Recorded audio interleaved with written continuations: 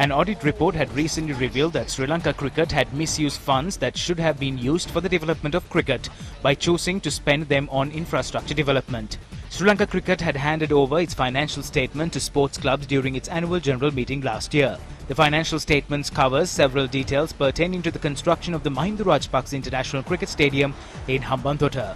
In the notes of its financial statements, Sri Lanka Cricket says it did not have any intention to construct an international cricket stadium in Suryawava. It adds, however, that the decision to construct the international stadium was reached consequent to a meeting held on the 5th of May 2009, which was attended by members of the SLC Interim Committee and headed by the then President. According to the financial statements, the then Secretary of the Sri Lanka Cricket was Nishantha Ranatunga. The notes to Sri Lanka Cricket's financial statements adds that SLC had incorporated the cost of the Mahinda Rajapaksa International Cricket Stadium as 4.28 billion rupees into its financials as at the 30th of June 2011.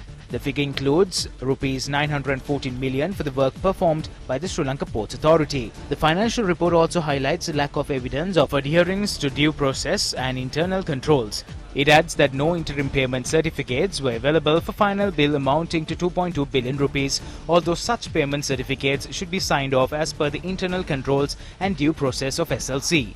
The notes to SLC's financial statements goes on to note that on the 27th of January 2016, the Sri Lanka Ports Authority had forwarded a letter to SLC enclosing a letter that had been addressed to the Minister of Ports and Shipping from the China Hub Engineering Company.